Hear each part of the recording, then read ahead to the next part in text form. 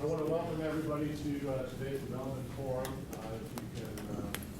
If you can fill a few choice seats.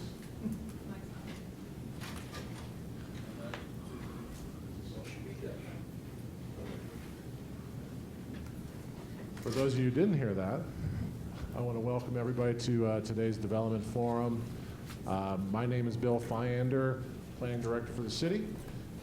We have these occasionally, every time we have some issues before the city that we're proposing to change or get your feedback on that impact the development community. And so today is one of those times we need to get your feedback. A few housekeeping things and ground rules before we get into that. This is being taped.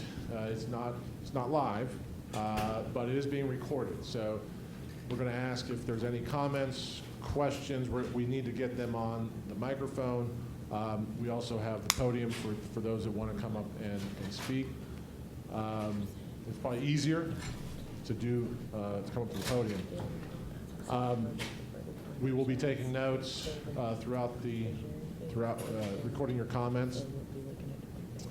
And so really, and then we'll go around and introduce. We'll pass this around. We'll have everybody introduce themselves.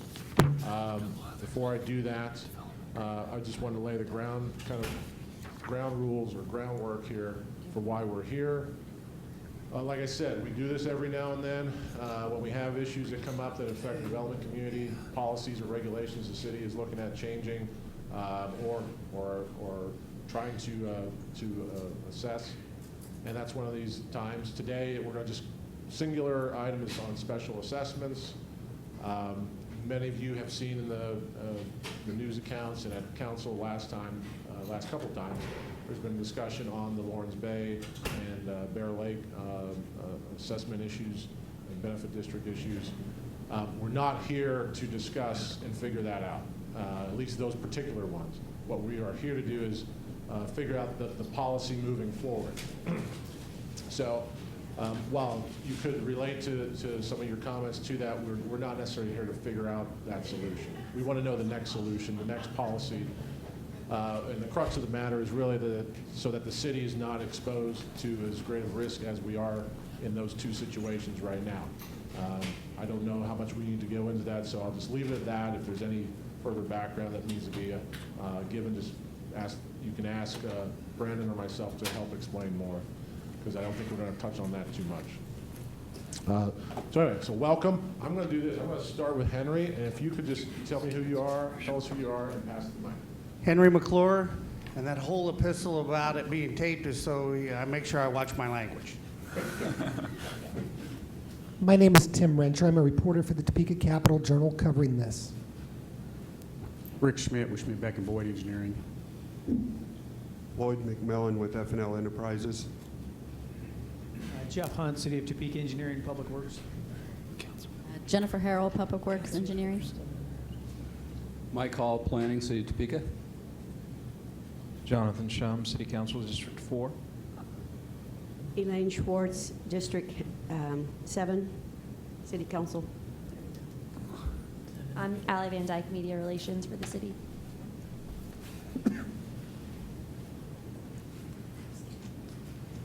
Mike Berry, Professional Engineering Consultants. Dan Warner, I'm with the Planning Office. Mark Boyd, Schmidt Beck and Boyd Engineering. Bryce Dongog, Public Works. Ray Thurlow with Endel and RT Builders. Steve Lacoste with Barton West. Mike Trepay with Trepay Construction. Jeff Amrine with Capital Title. Harold Ramsey with Ramsey Custom Homes. Sean Bruns, city engineer. Chuck Doltmeyer, Doltmeyer Homes. John Rollenhagen, Doltmeyer Homes. Diane Jacobs, Jacobs Farm. Ross Freeman, Pioneer Group. Angela Sharp, Bartlett and West. Ivan Weichert, Topeka Home Builders. Rich Bassett, Berkshire Hathaway. I appreciate it. Thank you. You're all recorded now. It's official. So what I want to do is I'm going to probably, and also, as you heard, we have 2 council members. I want to thank them for coming today, Councilmember Shum and Councilmember Schwartz. Appreciate that very much. And you heard all city staff. The only people we didn't introduce was up here. Go ahead. Hello, I'm Sasha Stiles. I'm the Director of Neighborhood Relations for the City of Topeka. And I'm Brandon Kaufman. I'm the Chief Fiscal Officer for the City of Topeka. So Brandon's going to give a little background on this issue and then walk you through some options. We'd like to pause after, I think that's what we want to do, is pause after each one of these options and get any feedback, so you'll have multiple opportunities to talk. It just won't be one time. Hopefully we'll prompt you, and if there are questions along the way, just raise your hand. We'll get the microphone and you can come up to the podium. Okay, Brandon? So first, I kind of want to talk about special assessments. Generally, the city sees this as a good tool. You know, this is something that's been allowed since about 1957 in the state by state statute. We believe it's a good tool that still needs to be utilized moving forward in development. But one thing that we're looking at and why we're looking at this is, how do we mitigate risk? How do we protect the city financially moving forward? That's part of the reason that we were brought in to improve the finances of the city.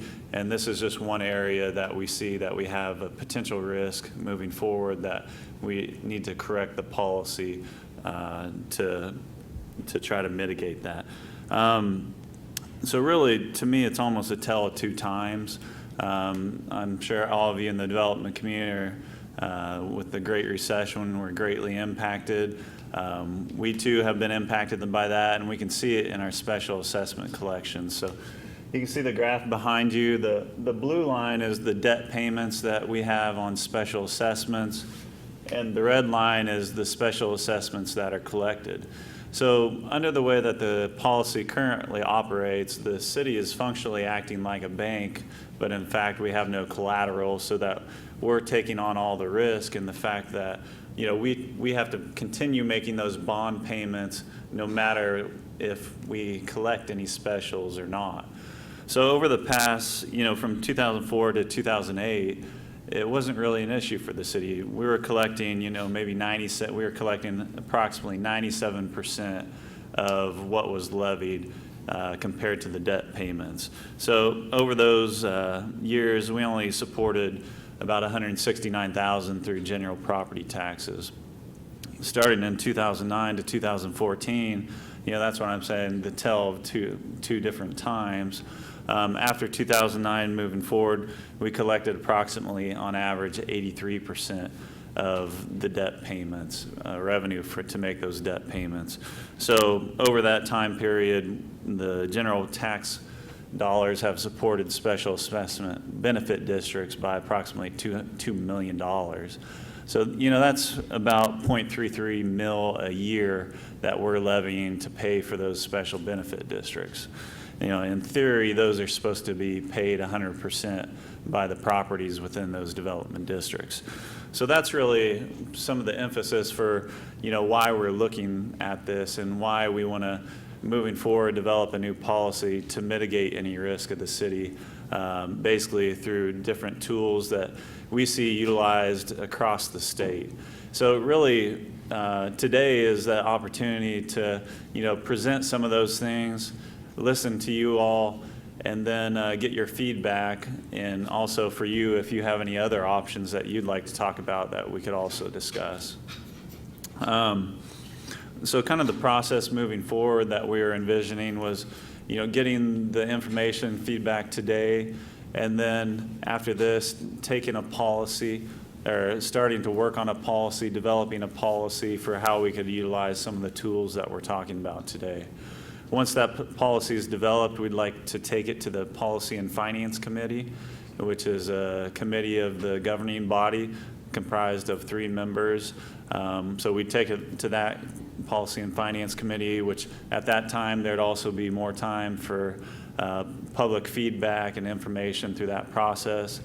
In that policy committee, they would eventually make a recommendation to the governing body, and then the governing body would also have the final decision on any type of policy that's developed.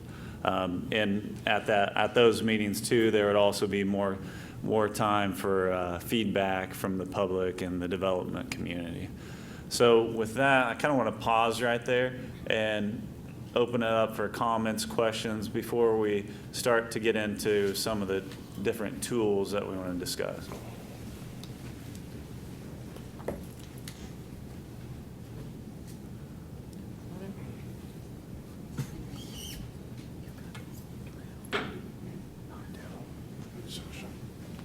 If anybody else pops up, it's on.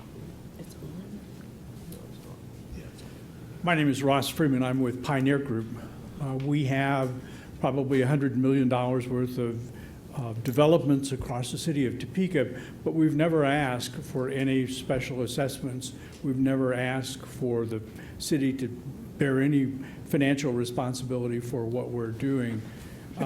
So does this meeting today not have any application to us?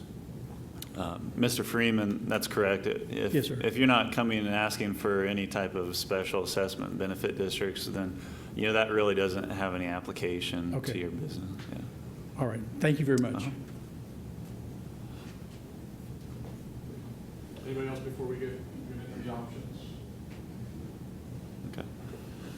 So we want to utilize this as an opportunity for feedback and discussion and get as much input from you all on these different options. So the first one that we want to talk about is the developer pays for certain improvements. So, we could, as an option in the policy, we could say, hey, if you want to come do a petition district, then you're going to have to pay for either the streets or the sewer or the water, which are the typical benefits that are assessed, or the costs that are assessed to the district. So, from that standpoint, we want to get feedback on what you all think about that. Okay. Question, comment? I'd like to finish up the last section. You had mentioned that the city was 100% at risk on these issues, but as the developers, we're bringing the land, we're bringing the expense of the platting and those type of things, which is the big part of those expenses on the front end. We're bringing our water, well, not necessarily. Some cases you can put water in the districts, but we're bringing our gas and electric in. We're fronting all those up front before you ever get involved and are ever asked to participate. The second thing I'd like to remind you of, the reason that the city went to the current policy was to encourage us to develop within the city as opposed to developing in the county. It's the reason you don't have any surety requirements now. So us particularly, we're in the 6th phase of a 10-phase project under that program, and now you want to change the program? If you're going to do it, I at least would like to have a 4 or 5 year gap in there so that we can adjust to what you're doing based on the market we're after. But I'm not in agreement that the city is the only person at risk in this endeavor. And most of us in this room that are in the business spend a lot of money before it ever gets this far. Mr. Furlow, let me clarify real quick what I mean by taking on the risk. I'm speaking specifically about the bonds that the city issues. So, in that case, they're full faith and obligation bonds that the city issues, so that no matter what, we have to continue paying them. And those are. I understand that, but I think let's see, what was the 10th last Monday, 11th that we paid taxes. And I think that the properties that the developers, successful developers in this room have delivered to the city, and the tax base that they have is the $2 million gap that you mentioned is really small when you consider all the property taxes that have been paid. We've got 2,500 or so homes in this community that have been developed that are paying general assessment taxes plus the specials that benefit the city. So it's not like we're not contributing a lot already. Thank you.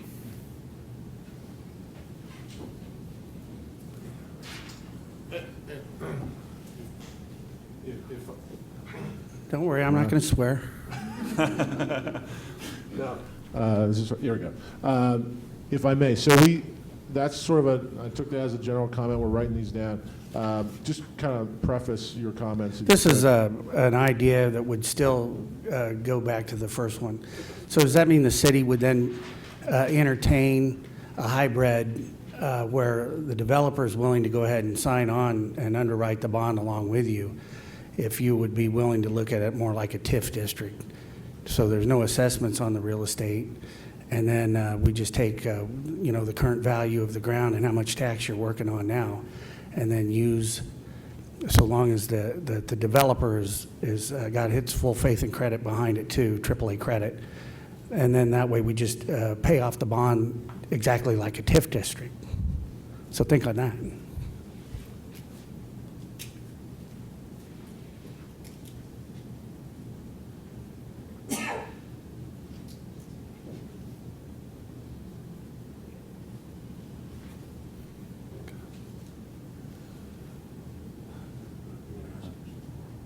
Are there any more comments on kind of the option one of developers paying for, being required to pay for maybe water or sewer improvements up front?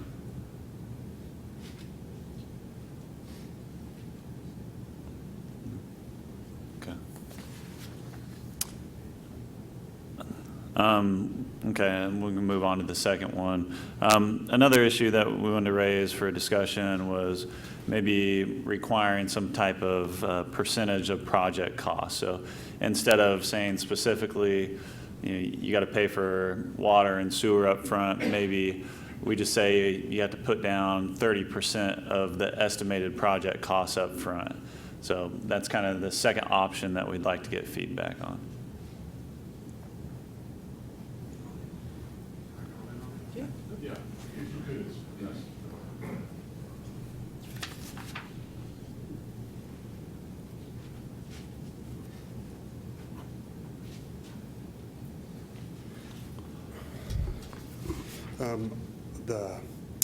The percentage of paying up front, almost everybody from Pot County, Manhattan, Lawrence, everybody requires that. I don't have a problem with doing that. But the development, when it comes to developments of different types and different people and stuff, everybody goes into it different. I don't borrow no money, so when I walk into a development, it's paid out. So I have a lot of risk in it. So if I'm paying $1 million for a piece of land, and then turn around and putting the platting and all the other stuff involved with it, I have just as much into it as you guys have. The problem with Topeka is the price of the housing compared to going to Lawrence or going to Manhattan is dramatic lower. You build the same house, you'll get $30,000 more out of it in Manhattan, Kansas, Potawatomi, Kansas, and Lawrence, Kansas, compared you do in Topeka. So the margins and the level of profit potential in Topeka for builders are small. One mistake for a builder in Topeka, they're in trouble. So when you think of this and how you're going to approach it, you have to think of Topeka and where the margins and how everything is here. It's a lot slower. Who in the world would ever, I've been developing Topeka for 25 years. I've been developing Manhattan, Lawrence, Pot County. And Topeka, everybody knows. Chuck's, he's been there right beside doing the same thing. We all know you don't open up 100 and some lots at one time in Topeka, Kansas. You're looking at one incident when I open up 14, 20 That's my max. I know that, so I can write the special. So every year when the specials come up, I can write the check and cover it and not be upside down. So that was the number one mistake. But I do not have a problem like a 30% retainer or something to help protect the city at the same time. And I think everybody else is doing it, why shouldn't you? The option one of paying up front, I think that should be left to the developer as an option if they choose to want to lower their specials to put them into more of a marketable dollar amount at each year when they pay their specials. I know some of us like to keep them at a certain range, and so we'll pay them down a little bit so we're marketable. But we cannot take all of a sudden one bad deal and think about changing the whole world when it's been going so good at the beginning, because most of us are real smart about it. And the guys that went through 08 that are still surviving are the few of us in here.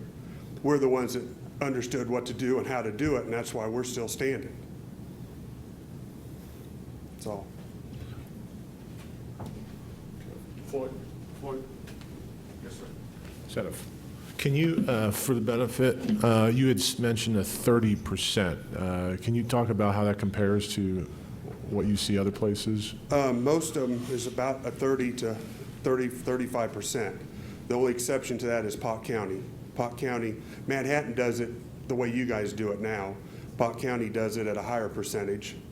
You go to your Shawnee County here, it's 30, 35%. And what you do is you just put up that much percentage of the bond and then of whatever the specials are, and then you have a set criteria of however many lots you sell.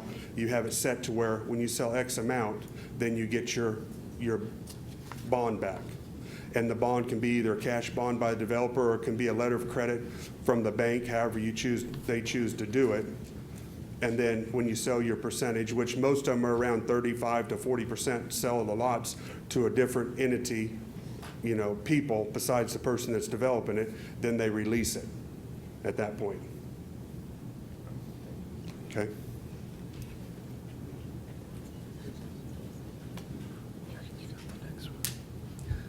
Chuck Daltmeyer, and I do want to say I appreciate the city continuing with the bonding program. I mean, that's something they don't have to do. And I don't like to use up my capital in bonding, but I think there should be several options, which I think is where we're headed. Is, for instance, there's surety bond. Just because you're a landowner doesn't mean you can really develop. I mean, that's kind of what has happened in the past, and I think they've hurt the good developers. So now we have a big oversupply of lots, and the demand's not reaching it. We don't get fair value of what our infrastructure is and the cost to do so.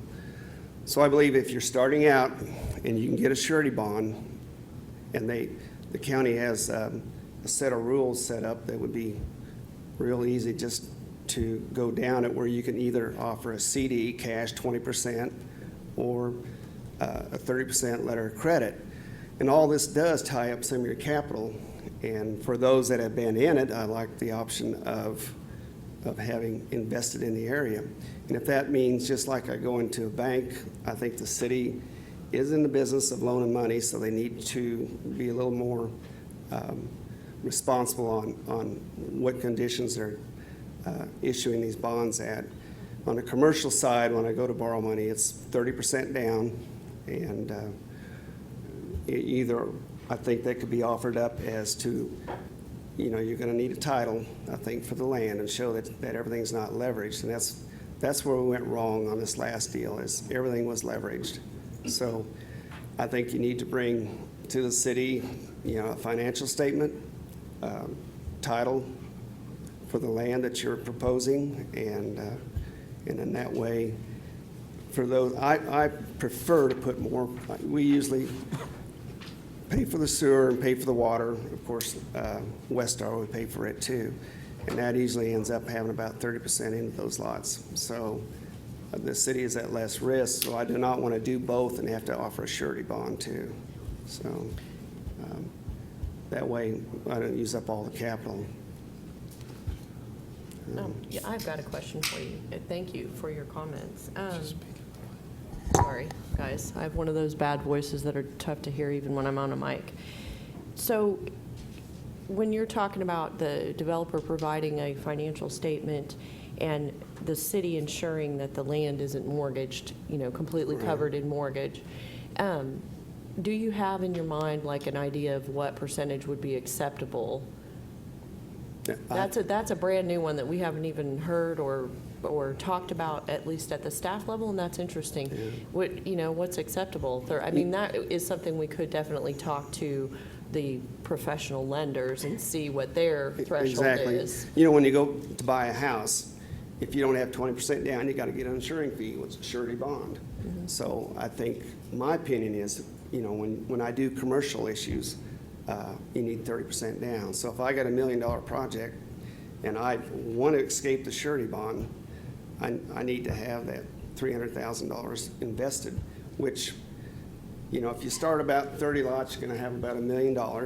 300,000 is going to be sewer, so we kind of automatically pay for the sewer and like I say, the water mains too. So I think 30% is a good number. But I also think you do need to provide the proof that you have the tolerance to withstand bad years. So, like I say, I think the market is so flooded with lots now. They're out there for $5,000 and $10,000 for pretty decent lots. And this failed subdivision, that infrastructure cost is right on. It's not going to get any cheaper. So for developers to try to discount that, I think we have no room for that.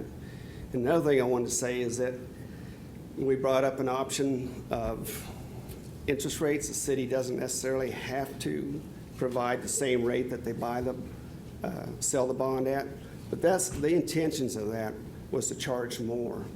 So if the city would buy in the past or sell a bond for 5%, they may charge that developer 8%.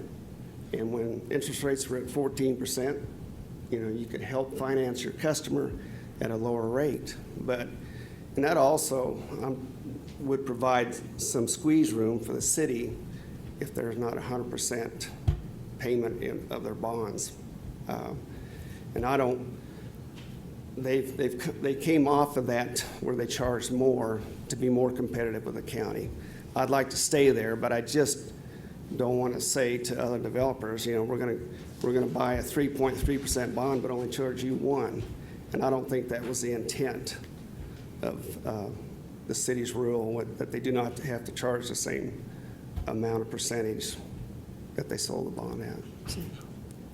I have another question for you. So your company's decision to pay the water and sewer, typically, that's your business model. You're doing that to ensure that your specials load per lot is very marketable, correct? That's right. So That's correct, yes. And the specials that we've estimated on, and I know we're not supposed to be talking about Lawrence Bay, but so did I hear you say correctly that you felt like those specials were the market? Yeah. You do? You don't feel like they're... I think the cost of that infrastructure, their bids out there were better than the ones I received, because I only had, we were billing at the same time they were. My bids were higher on the infrastructure than theirs because they had quantity. So the infrastructure costs are on point? They're on point. Not necessarily the spread on the lots, just so that I'm sure that I understood what you said. Yeah. Okay, thank The you. infrastructure was on point.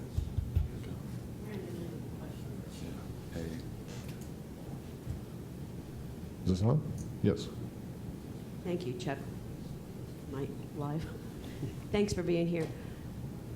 The first speaker talked about the idea that we would be requiring a surety as a policy, but what about the existing developments that are in now? Would you feel that those would need to be grandfathered in, and then if a development fails, how do we handle that? Well, if the bond's been sold, there's no going back. You can't go backwards. But I will say this, is that we got into a situation where we bought quite a few lots, and the benefit district was formed, but the bonds weren't sold. And so the county said, would you like to have a better rate? And we said, well, sure. And they went out and they sold it for a 10-year bond. The special assessments on those lots were $3,600. And so you got to get a little creative there. You're not going to, it was about $190,000 homes. They're not going to come in and pay $3,600 in special assessments and then also pay the property taxes due on the house itself, on the improvements. So we went out there to each buyer and escrowed. It was about, at that point, $6,000, where they could pay their specials down to the $1,800 level, which is fairly acceptable. Or they can take the $6,000 and do what they want with it. And we moved those lots within a year and a half. And so this could happen in other cases where if they felt like, and I'm not talking about any particular, but if they felt like it was $3,300 in specials were too much, then they don't need to pay them down if they don't want to. We actually put about $14,000 into our lots, and that brought them to about $1,800 per lot. So if they don't want to come up with $14,000 per lot, then they could also consider the market strategy of building, but you got to have a strategy. I mean, you can't just sit on it, and then they could bring to the table in escrow a certain amount of money, because typically I think that an average lot now should be around $30,000 with a $1,800 assessment for specials, and I think that would line up with almost any building. So if you could bring to the table some cash on top of what the specials were and bring them down to, you can only mortgage so much against that lot. I mean, you can't have a $70,000 lot on a $200,000 home. It's not going to work. So there's a way to bring that down later on too. So I would probably go ahead and sell the bonds and then consider that option too. So.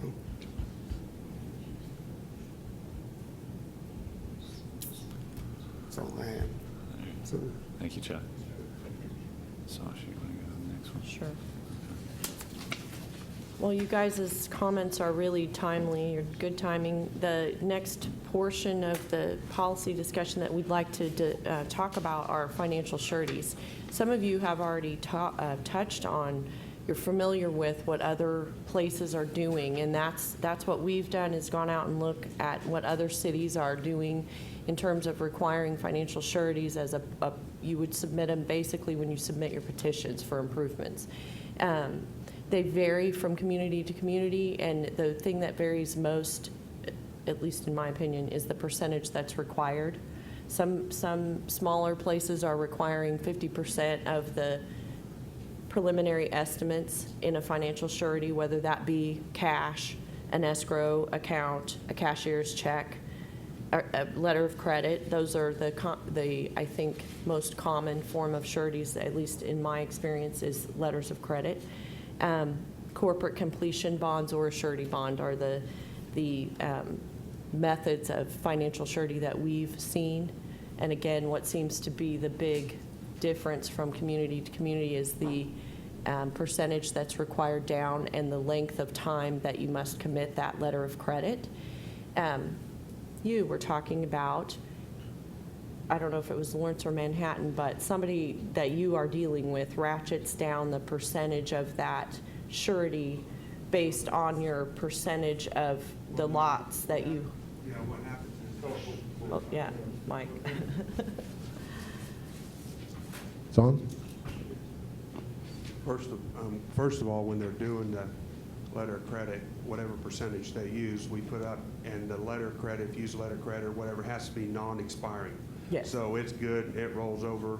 If it takes them 10 years, that thing has to be guaranteed to be good for 10 years. Mm-hmm. But what they do is they just have a set, like Chuck was talking about, they have a set standard, which from 30 to 40% of the lots are sold to a different entity, not nobody tied to me, but different people, mm-hmm. customers buying lots. Mm-hmm. Then they release the letter of credit at that point. Most of the highest I've seen it is Pot County. They're the toughest, and you're pretty much 90% on them. Mm-hmm.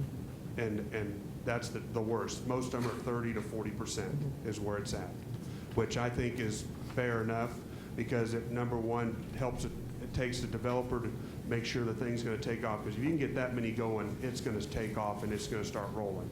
So the initial upfront part is the roughest or the most, delicate. Then at that point, it also gives the developer a chance to release his capital, which Chuck was referring to get his capital back. So then if he wants to get started on the next phase or the next part, then he's able to do it without having it tied up all the way through and waiting until it's completely done. To answer your question, you were asking about development if it's too late if they're starting. Chuck, I think, misunderstood your question, or maybe I misunderstood, but I think you were asking if you're halfway into a development, then you're going to add more to it. Is that what you're saying? It should be grandfathered in? And that's the way I took it. I own Misty Harbor subdivision. I have 91 lots left. It was almost a 200 and some lot subdivision. And we're just now, Steve Acosta, we're just now doing 14 lots, opening up in there. I do not have a problem putting up a surety starting from now to finish it out. If it's a reasonable amount and set up, it wouldn't bother me at all. Some of us developers do a little bit different to where some of us, and I used to be just like Chuck, where I used to do the lots. I could absorb some of the cost because I'm building the houses, and then I could go ahead and pay some stuff up and do it. Now that I've kind of quit building, I hardly build anymore and I just develop. It's harder for a developer to do the buying and stuff up front that was referred when you want to pay something, like pay for the sewer line or pay for the water line. What I have set up with Steve Acosta here is when we're getting ready to do our bid out on it, I want to set my special to a certain level, but I want to pay a certain amount of the cash into the cost of the construction after we figure out how much is going to be on the bids. And then I'm going to absorb a little bit of that to get my specials paid down instead of just agreeing to pay for the sewer or just agreeing to pay for the street. And that's the way we're working it. So we're on the same basis, but I don't have quite the absorption on it as he does. So I have to set my plan up now a little bit different. But as in the part of us, I think most of us developers don't have a problem by having a little bit of skin in the game, just because of the fact that we already got so much into it at the beginning. If we go broke or something happens, we lose a lot already, just to help protect everything and keep it strong. And then also when we do this, it'll take the people like Chuck referred to that aren't developing or shouldn't be developing, it'll tie it up to where the people that are professional developers and can handle it and do it will be the ones doing it instead of having some of this stuff out here that's not correct. Thank you. Appreciate your. Yes, ma'am. Here, Bill, can you get the mic for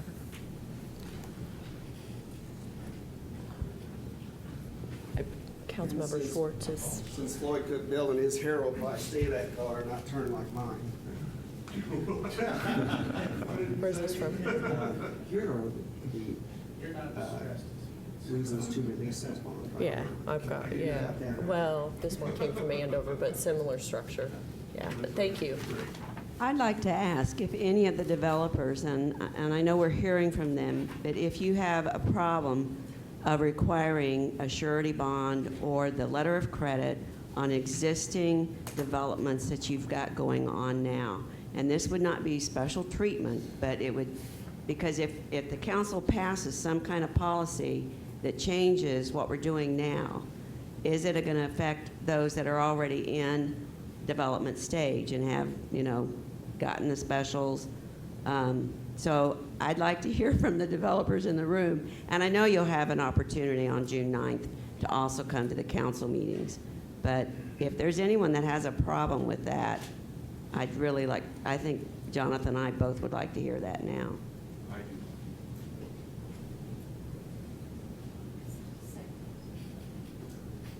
I do not, just as long as there's a couple different criteria so we can have an option of doing, the ones we want to do so it fit each of our programs that we're all doing. That's all I ask.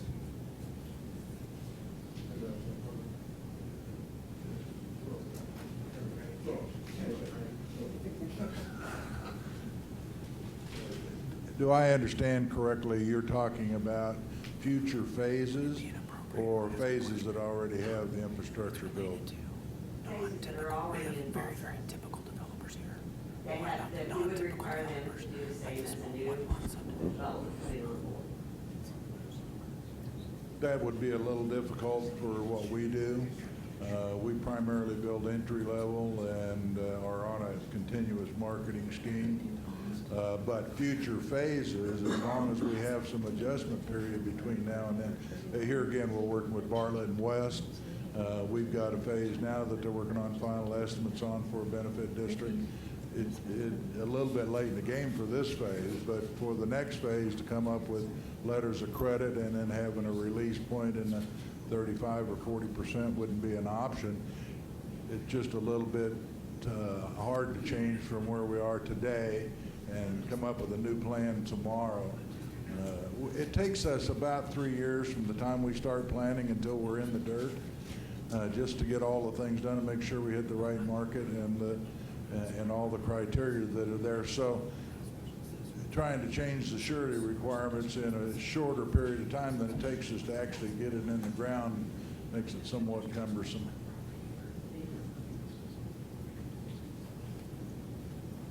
I heard you say that the surety would be submitted at the time of the submission of the petition. I believe in Shawnee County and I believe in Potawatomi County, that is done after the petition is approved, but prior to the city entering into any contracts for engineering agreements or with the contractor to build it. So they withhold that as a hammer, but don't require it on the very front end. And that saves the developer the expense, possibly of putting together a letter of credit for a project that ultimately is not approved by the council. And you are correct in that you heard me say that. That's what we have, a part of what we've discussed at this point.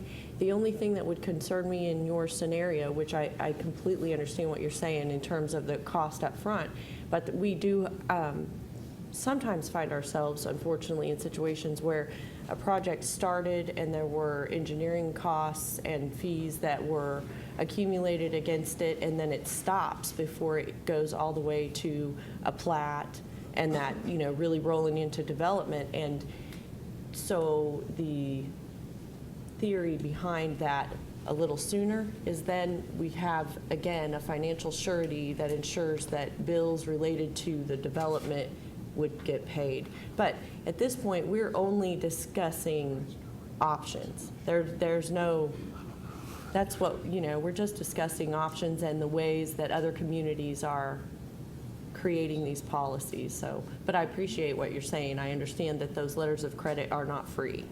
I do get that. I got one comment to what you're talking about. The letter of credit is usually required at the time of, before the construction or contracting of the job is done. When we set everything up, you're way, what you're saying, the letter, when it's required, you're way early than what everybody else does it.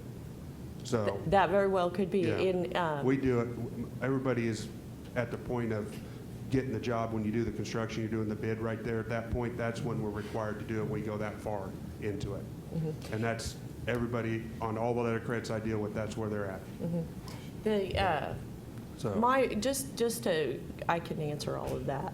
My frame of reference is Andover. That's where I came here from. I worked in, I was the city administrator in Andover for 10 years, or I'm sorry, for 6 years. I worked there for 10.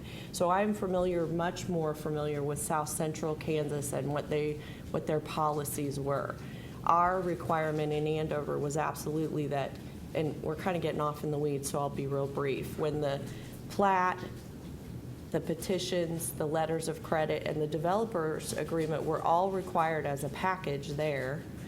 The reason, and again, just giving you my frame of reference, I'm not suggesting that this is what the City of Topeka intends to do. The thought process behind that was these costs that start rolling as soon as we start in the partnership of development and being able to cover engineering fees and costs that start to accumulate far before you get to ever turn in a shovel of dirt. So, but I hear what you're saying in terms of I understand that the sureties that you guys would be providing do cost you money, and the length of time that you have to carry that is very important to you. I understand. But the initial cost, when it comes up to front, at the very start of it, the developers, like Ray said, we all have That's our initial cost. I mean, we have such a chunk of change outs at the very beginning. We have a lot more at risk at that point than anybody else does, city, whoever's Absolutely. involved. Now, I do agree with you guys on the risk of the city when we start the construction and selling the bonds, then there is a risk on the city for the bonds, and there is a higher risk, and that's no argument. But at the first up front of it, that 30% of time when we're putting it together, we have a bunch of money in our pockets right out of it. Absolutely, And the so, cost of the land. so trust me, and the- most of the guys here that are professional developers, we start into it, we're doing it because we ain't gonna stop. We got 200,000, 250,000 out. It ain't something we're just gonna let it sit there, so. So what would your suggestion be then for us to mitigate the risk that development is in the very early phases and we are engaging engineers and we're having plans drawn up, preliminary plans, let's say, and then it stops? And if the city is the one that is the contract holder with the engineering firm, and again, I'm referencing my own experience, then do you have a suggestion for how the city would be able to collect the fees from the developer if the contract with the engineering firm or whomever is in the city's name, if things stop? But you don't have a contract with the engineer company. We have a contract with them. We're putting our development together at the very beginning, and we're developing everything. Are you guys not contracting with the issue or contracting? When we develop and we take a piece of land, let's say example, I go out and I buy a piece of land. You guys are nowhere to be found while I'm buying the piece of land and I'm sitting down with the engineer and I'm putting that piece together and I'm laying out the plat and I'm approving it to get a final plat.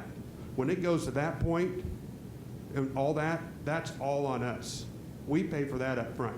Absolutely, And and then- I think I'm not communicating well. The cost that I'm concerned about is the design fees for the infrastructure.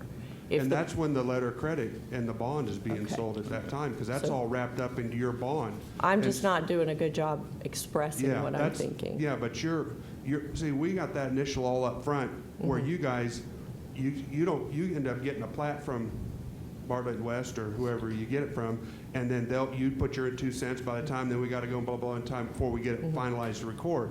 Then at that point, we decide which section we're gonna do, and we start laying that out and turn it over, get comments for you and stuff. At the point when you start bidding, we start putting it together and drawing up the benefit district, and then we start the process of bidding construction and stuff. At that phase right in there is when our letter of credit is starting to be required. So then when we're into the bidding of everything, that's when you're all protected, and that's when we're going through anyway with the job. Yes, so to clarify, and I apologize that I wasn't making good sense there for you. The fees that I am trying to open a discussion about here is the design fees related to the infrastructure that will then be rolled into that special benefit district and included in the bond cost. That's the engineering. I'm not talking about the platting fees and that. I'm talking about when we start to engage a design firm to draw water lines, sewer lines, and streets, those are the costs that I'm talking about. But if I hear you correctly, you say at that point you're comfortable with that letter of credit or financial surety provision. So now we're saying the same thing. Okay, cool.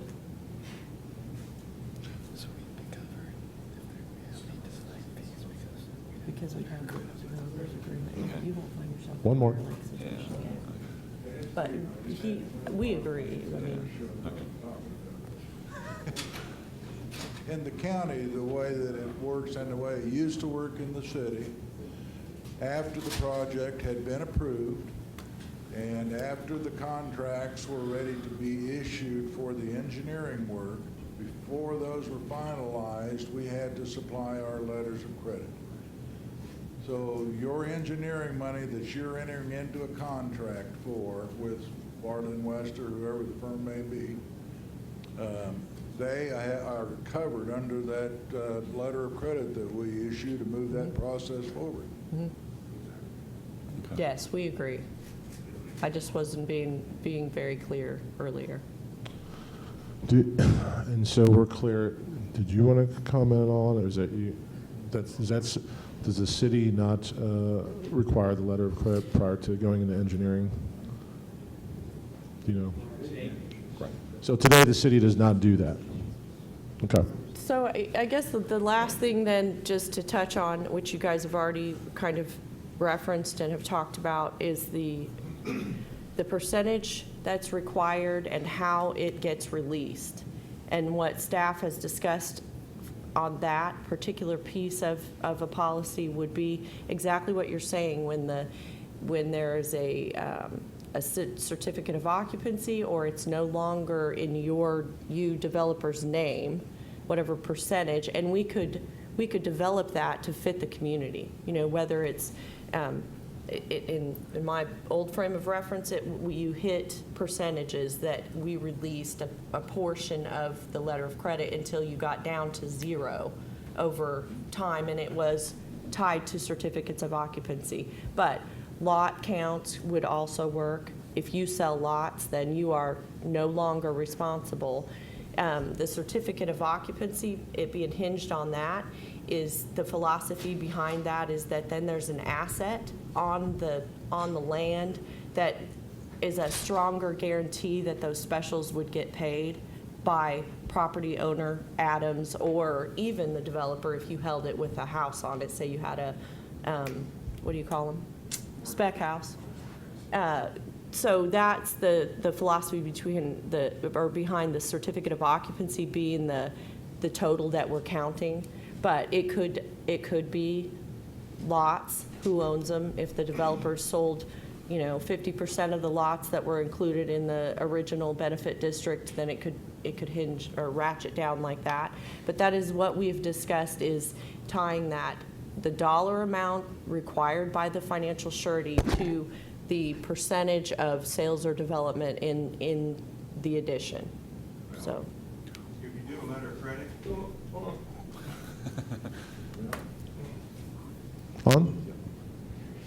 If you do a letter of credit, you can't ratchet down paying out percent. You have to get to a level. Yes, you can. You can release it. The city can contact the lending finance. If you do that, with the effort it takes when they put them together, that certificate or that ratchet down they'll have to reissue another certificate through the bank to the county, because it's set at that dollar amount, and the bank, by all their regulations now, you can't just give them 20%, rip that paper and give them 20%. It doesn't work that way.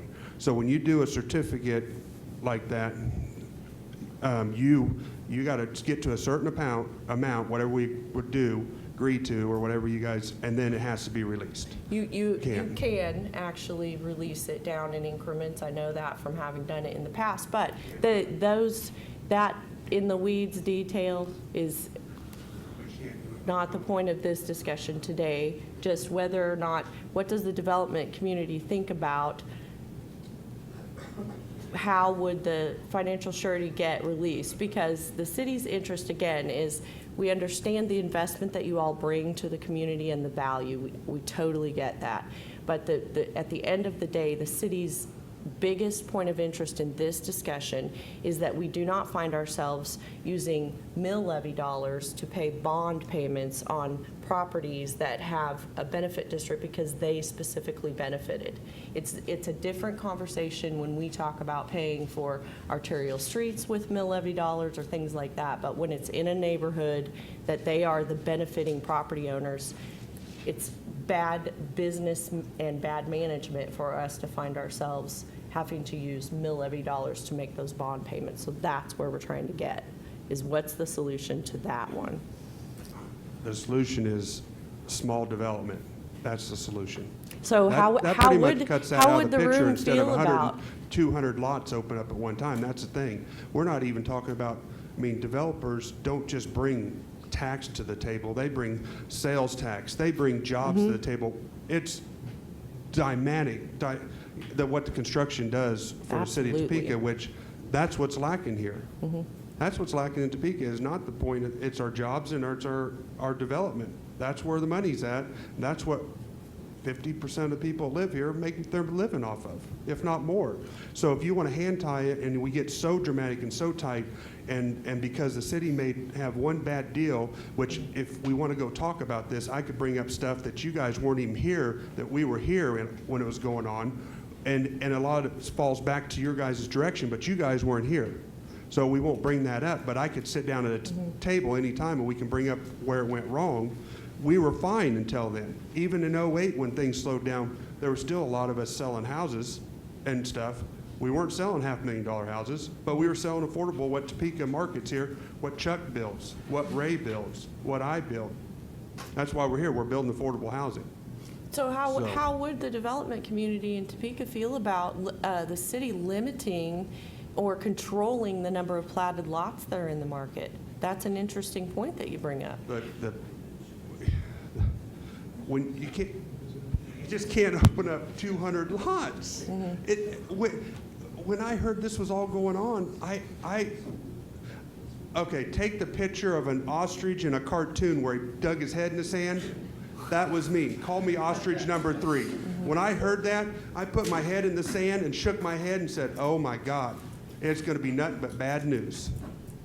So you're comfortable with some control on how many small phases, marketable whatever lots are? Chuck knows his pattern. He can do it. Ray knows his pattern. But none of us open up 200 lots.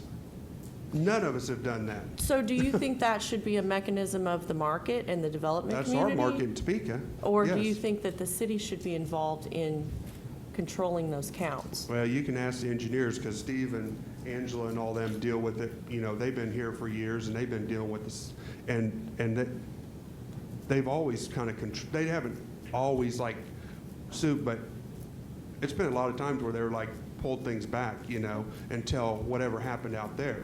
I mean, when a guy blows in here like a tumbleweed and puts up 200 lots, and then when in '07 or whatever, when he was here and they were having meetings about development, he's sitting up there in the top giving advice in a meetings, and then you got people that are solid, been here for 25, I don't know, Chuck's probably been here 45 years, Chuck. I've been here 25 years. and old Ray back there, you know, him and Chuck are in that same era. They've been here forever, and they're as smart as they can get at development. They got a lot more years than I do, and none of us were up there at that time. Questions are to be raised, and then what happens is now that the repercussion of that's coming back on the people that are solid and stuff. I don't mind working with the city. I don't mind being fair, and I don't mind sitting down saying, let's work something out where it works for everybody. But at the same time, I'm not going to sit here and say, no, I'm not 100% for, I just want to leave it the way it is. 'Cause I know there has to be some because everybody else does it. But I'm just saying, what you're saying about the 80-some% not being paid only happened because of one mistake. It didn't happen because of all the other stuff that's going on, because we're all been doing our job. And we're here to make development happen in the city of Topeka, and we want to work with you guys. Our engineers work with all the engineers to design the projects and do the stuff we want, you know, to help get it through and stuff. So we do all that stuff, but you have to do it to where it's not a handcuff, but a little bit of a protection. Absolutely. And a little bit of assistance. We give a little bit, you give a little bit. I have no problem with all that, but we can't be handcuffed and stuff. And there's a few other things that happen through development, like the EPA stuff, that's really handcuffed a lot of development and stuff, which I think is ridiculous, but that's not what we're discussing here. Right. You know, so I hear you. But that's where I'm trying to get to, is just happy meeting for everybody, you know. And if you guys want to sit back in the history of all this, we can sit and have coffee and pancakes in the morning, and I can help you with all this, and then we can get on past that page, and let's start for the new right now. Sure. You know, I'd be good with a total allotment of 45 lots. I think that fits this area. But if somebody comes with a bigger checkbook than mine, then more power to them. But I think you guys would have to agree that you go through the loan process again and make sure they're good for it. Because another item in the infrastructure is electricity. And I would like the city council to back up and take out in the subdivision regulations that it has to be underground, because Westar has taken advantage of that. I just did 30 lots, and I'm writing a check for $60,000 for their electricity, for their underground, the comfort of them going underground. And their designs up front are not cost effective for me. So we met with Westar in Emporia last week, and a 45 lot consensus on their part is in the making. And what I told them is, from now on, in the county, for sure, my power lines are going to be on the poles, and then from the pole to the house, I'll be underground to protect the customer service. But for me to keep writing $60,000 checks for their infrastructure is not going to happen again. And I think in another debacle we have in Topeka is there's no electricity out there, and for the city to back up and say it's not a requirement to have it underground would put that subdivision back on the map to be able to sell lots, because you can't sell a lot without electricity. And they could make the choice, if they want to spend the money to go underground, let them, because they keep moving the target back to the expense on the developer. So, but I think. So Chuck, you brought up another point that I think we can discuss is due diligence of developer finances. So either requiring maybe a third party to look at the finances, or a title, have the mortgage of the title company brought in. So maybe we can discuss that a little, and if you see that's an overreach by the city, or. I'm all for that. I mean, we have so many lots out there right now selling at $5,000 and $10,000. My customers are taking me out of my subdivision. I'm building on those really, really reasonable lots, and I think that would help the developers, the strong developers, in the long run. It's just like when the city required license for contractors. That helped the contractors, because then you got to require liability and all the other items that go with being a good business. So. Any other? I think Councilmember. Our fair-haired friend brings up a really good point. And, Topeka is not using the resources that we have at hand appropriately. We're out within the economic development world trying to bag an elephant instead of hunting a covey of quail. And there's $5 million a year that sits there that could be utilized more effectively and spread across the board fairly to all the developers in this community. And when we start just considering that the whole idea was just to build the tax base, then a developer could come up and ask for $100,000. I mean, we got to stop writing one check to one entity for $5 million. Jetto should hold on to the cash, and every developer on a case-by-case basis comes up and can make a request. So you give $100,000 here, you give $50,000 here, do this sewer project, it's $500, and you start making private land more shovel-ready and developable. And at this point in time, then we're going to create an even playing field in this community, and on a deal-by-deal basis, you're going to see the tax base grow, which was the whole idea in the beginning. And this also, I got a feeling there wasn't this option out of, I'm just suspect, but this is an option that we should put on the table for the future. And when the big guy comes to town, the big elephant comes in, there's always the opportunity at that moment to make a deal with that person. You can do it through different ways, because I even think some of them got incentives to come in and then they didn't pay their taxes. So let the local community here decide where the dollars go, get the dollars in the ground, and let small developments on a case-by-case basis have the same opportunity at the economic development dollars. When we do that, you're going to see this community change. Thank you, and I think that will be something that Jonathan and I can share with Jetto for the next, when the consultant, Garner, who will be the new consultant, that be looked into, the $5 million that goes to economic development, and possibly changing how that is done. I know we've got some concerns out there with, how economic development money is spent. So before we had anybody else leave, because I saw Mr. Drippe leave, I wanted to thank you all for taking a sunny day and being here, because my son's a landscaper and works for several of you, and I know the business is not in Topeka. We need to get the business back in Topeka, doing the building. And I feel, and I will be asking these questions at the council meetings, that we have several subjects that we need to research and see what other cities are doing, especially the limit on the lots, and also to see if the letter of credit can be reduced by lending institutions once you've gotten it. So that was one. And then I also think we need to follow up on the requiring the electricity be underground. So those are the three things that I'm going to be questioning. Yes, ma'am. So thank you. We'll definitely be looking to find out what other communities, because some new stuff has come up and out of this discussion. So I would echo Councilmember Swartz's comments. Thank you very much for coming. We're absolutely interested in developing a policy that creates a partnership. We know that we need each other, and we do want to work together.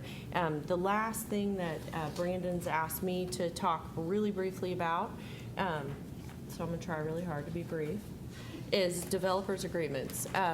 Some of you that are working in other communities have probably signed them before.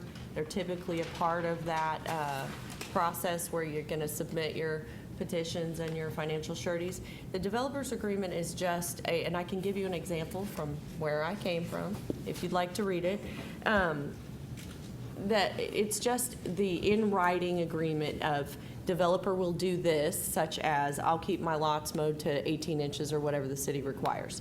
I will provide financial sureties. I will make sure that that I will remove the construction meter and pole as quickly as possible and get permanent power. You know, the little details as well as the big broad strokes about you give us a letter of credit or whatever your choice or option of financial surety is, and here's what you get in return and how we would release it. It would have the details of our agreement in it. So I'd be happy to answer any questions that anybody has about developers agreement to the best of my ability. But I would just want to say one other thing. It sounds to me like what the preference in the room is that we create a bit of a buffet, that developers could come to the city to create a new development and you'd have options. And it sounds like there are a couple of you that I would prefer to pay cash and buy the specials down before it goes to permanent financing, or I would prefer to pay for the water or whatever it is. It sounds to me like you are telling us that you do your business in slightly different ways, but kind of the same, and we need to be looking for a policy that fits what you do. So I would say that's what we'll be striving for, and I don't believe that this is the last of these discussions. Am I inaccurate in that? Excuse me. Thanks, Sasha. What the next steps would be? First of all, was there any comment? I didn't want to leave. Yeah. You kind of threw something out there. Yeah, and then moved right along. Was there any comment on developer agreements or experience with those as it relates to this?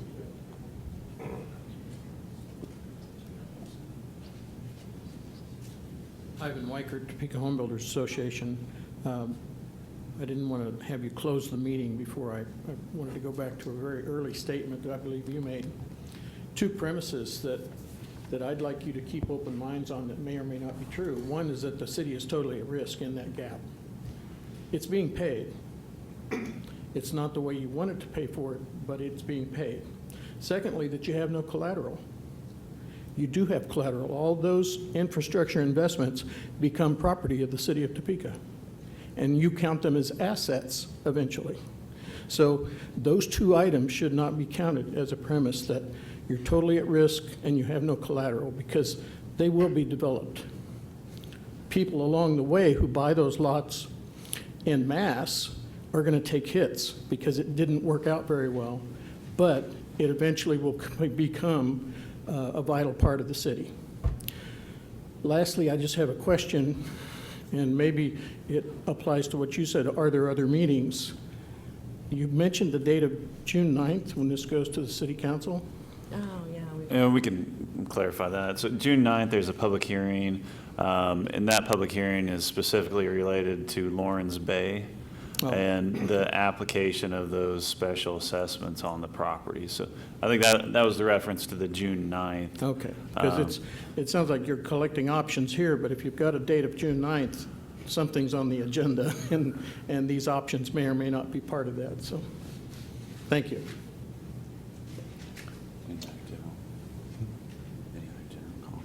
Any other general comments? Don't want to leave, yes. Bill, when does the staff think that this will be up for a vote before the council as to the options that we're looking at? Because I think that's a date that people might be interested in. What's that? Okay. Our next steps, which is our next steps would be then to go to the Policy Finance Committee, I think as Brandon mentioned up front. So that would be in June. That needs to be scheduled. We don't have a time. Obviously, this issue, a proposal will not get before the governing body before that June 9th. So the next step is really to get Policy Finance Committee proposal before them. And then Brandon, is that fair? Yeah, and even back up before that is, first step is to draft a policy. So we don't have a policy drafted. We've got policies of other cities across the state, but we wanted to get your feedback before we made any type of recommendations. So I think based off, other cities' policies and the feedback we're getting here, I think this has been a great forum, and it's given us a lot of great feedback. I don't think we want to handcuff the development community by any means, but we want to just develop a policy that helps to mitigate some of the risk moving forward to the city for the bonds. Yeah, there's been a lot of good comments, and so Brandon is going to be working on that. You have our contact information, although I didn't put Sasha's on there, and so you need to be included as well. Yeah. So if you have questions, she's going away scot-free. Oh, I have cards if y'all really want. But no, if you have further ideas, further comments, further thoughts, light bulbs that come on, our contact information is there. Brandon and I and now Sasha, and we will be taking those into account as the policy gets crafted. So that's the next steps. Am I? Yeah, and if anybody wants to make any, specific comments towards Lawrence Bay, I'd say that June 9th in the city council chambers at 6 p.m. Typically what occurs is you have that public hearing, as you know, and then there's the assessment ordinance typically the same night. So that's when kind of the final decisions will be in regards to the Lawrence Bay issue. And to wrap up, we heard one other kind of item I had on the bottom there, future items. To come back with another development forum, I heard about underground of utilities, for instance. I know we're working towards looking at our sidewalk policy with our new pedestrian plan in terms of when sidewalks go in. We'll probably be looking at site plans, when the site plans get required. They're required now at the building permit stage, looking at maybe moving those up in the process. So there's a number of items. Please contact, get a hold of me for future items so we can schedule another one of these. And it probably won't necessarily be about assessments, but we could also have that further discussion there as well. Any final questions, comments before? Ray?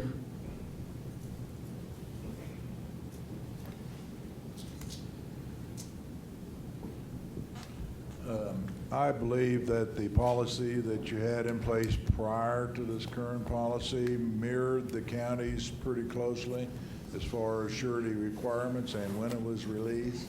It's been pretty effective. I would encourage you not to stray far from the county's process, because the goal of the current process, remembering, was to encourage development in the city. If you make it easier or harder in the city than it is in the county, it may have a negative impact on what you're trying to achieve. The second thing is, I don't think you fully understand what it takes to get the letters of credit and bonds in place today, how strong the builders and developers have to be in order to get those documents generated from the banks. So you're getting a lot more leverage with those letters of credit and surety than you know, and it is self-governing to a certain respect, because the requirements are just that intensive. Good comments. Thank you. Okay. Going? Okay, thank you for coming.